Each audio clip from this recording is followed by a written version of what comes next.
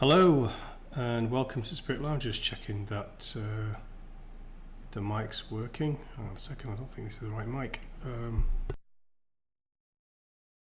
Yep, it is the right mic. Just checking the right mic was actually working and active. It's kind of weird. Okay, so welcome back to the Spirit Lounge again, and hope you guys are all well, and to our continuation through the Apocrypha book. So what we're going to go through today is a continuous of the Orthodox Deuterocanon, and I'm going to bring up the here we go. Okay, so I'm not sure what's going on up there, but anyway, it doesn't matter, I'll fix that later. Okay, so this is the Orthodox Deuterocanon. This is the Maccabees part 3 and 4. Remember, the Universal Deuterocanon had Maccabees 1 and 2, and this is 3 and 4. It had much of the same content in it, some of the battles, but this had a little bit more additional items which I thought were worthy of pulling out, so that's what I've done in this. So it's pretty short, it's about 3 or 4 slides or so, and we'll walk through those together. Okay, the Maccabees 4 is Book of 3 and 4. Maccabees is a homily or philosophic discourse praising the supremacy of pious reason over passion. So this is a discussion. It's kind of fragmented. It goes on for many pages, and it's really talking about how one overcomes the passions and leanings towards perversions. And it's not in the Bible of many churches, and it was ascribed roughly around 10 to 130 AD, so it's quite a long period of time. Okay, so then, so this goes on to that discussion. So it goes, then the chief priest Simon bowed his knees near the holy places. O Lord, King of the heavens, holy among holy, give ear to us, Creator of all, the Lord of the universe. You who destroyed the former workers of unrighteousness, this is through the flood, among whom were the giants. Remember, I think I've been told, can't tell, but in the Bible it also talks about giants, and the supposed have seen skeleton bones or heads of giants found around the world. I can't tell you whether that's real or not, because I don't spend any time looking into those things, but I do know it's happened. Covering them with a measureless flood, covering them with fire and brimstone. This is Sodom and Gomorrah. You caused the Pharaoh, the enslaver of your people, roll the depths of the sea over him. You created the limitless and measureless earth, made this place sacred. You promised the people of Israel that should we fall away from you and become afflicted, and then come to this house and pray, which is the temple on the mount in Jerusalem, do not punish us by means of the uncleanness of their men, their profanity. Blot out their iniquities and do away with our errors. Grant us peace. Cast down, and broken-hearted may praise you with their mouth. This is through prayer and worship and so forth. At that time, God who sees all heard that prayer and scourged the man greatly uplifted with scorn and insolence. The heathen believed the Jews to be destitute of all protection, for chains bound them. They invoked the Almighty Lord to overthrow the evil purpose which had gone out against them, deliver them by extraordinary manifestation from that death. Their litany so earnest went up to heaven. Okay, this is the philosophical reasoning.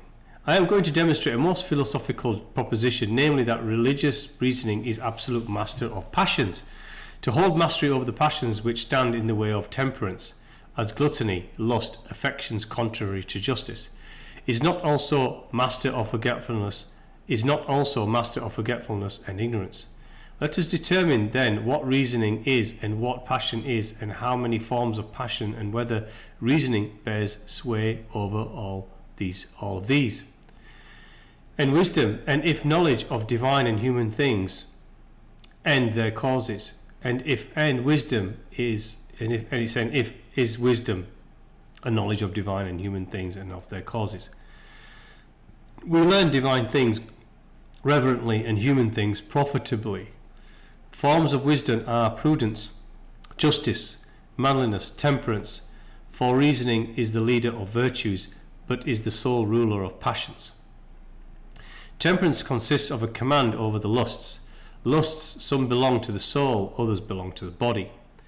That every desire that reasoning is able to master. For instance, the laws say you will not covet your neighbour's wife, nor anything that belongs to your neighbour, since it is the law which has forbidden us to desire. It will be much more easily persuade you that reasoning is able to govern our lusts, just as it does the affections which are impediments to justice. For if reasoning did not possess the power of subduing angry affections, he would not have spoken like this. This is talking about the divine, saying that divine reasoning is the way to overcome affections. For at the time when God created man, he implanted within him his passions and moral nature. So that's that duality of nature. At that time he enthroned above all the holy leader mind through the medium of the sense, and he gave the law to this mind. Any living accordance to which it will maintain a temperance and just and good reign. How is it then that a man might say, if reasoning is master of passions, it has no control over forgetfulness and ignorance?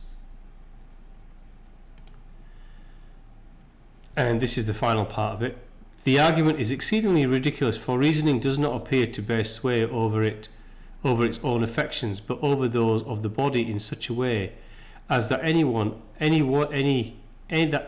of you may not be able to root out desire, but reasoning will enable you to avoid being enslaved to it.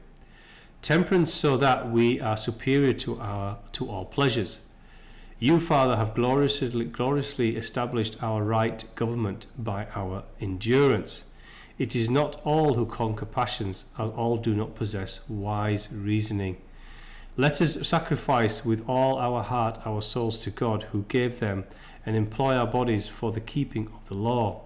Let us not fear him who thinks he kills. For great is the trial of soul and anger of continuous torment laid up for those who transgress the command of God.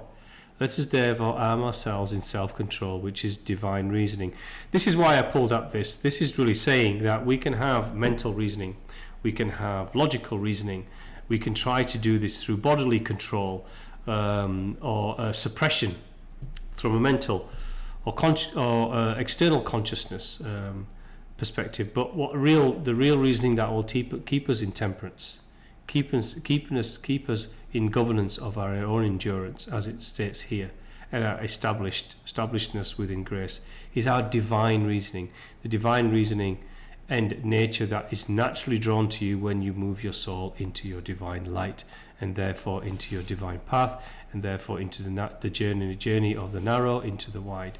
So this is why I pulled this out of the Maccabees, this little philosophical couple of passages I pulled out of, actually quite a few pages of text around this. I pulled out the nutshell of what it was trying to say. So I thought that was interesting. Again, that's the end of this very, very short section or chapter in this section. Again, second coming is you become that salvation, and that's your inner divine library, which is your inner divine light, and become all that is, the all that we are, the who is, the divine grace, the Godhead, whatever you wish to call it. And true spirituality, when it's transformative, it has to become a life passage. It cannot be something to dip in and out of. It will have very little benefit other than making us feel self-righteous and virtuous about ourselves in moments. And I don't believe in praying just when you want something. When one wants something, prayer should be your conversation with the divine, and it should be a constant one. Okay, I want to say thank you again for listening to this. Thank you for joining me again on this short video of about 10 minutes. So thank you, and those who are new, welcome to the channel, and thanks for the growing subscriber list of subscribers to the channel. It's flattering to know that people are finding this interesting, and we'll continue through Apocrypha until we get through it, and there's some interesting sections to come, and I'll try to do them more often as I mentioned before. want to say thank you again for your time, and God bless you all. Until next time. Thank you.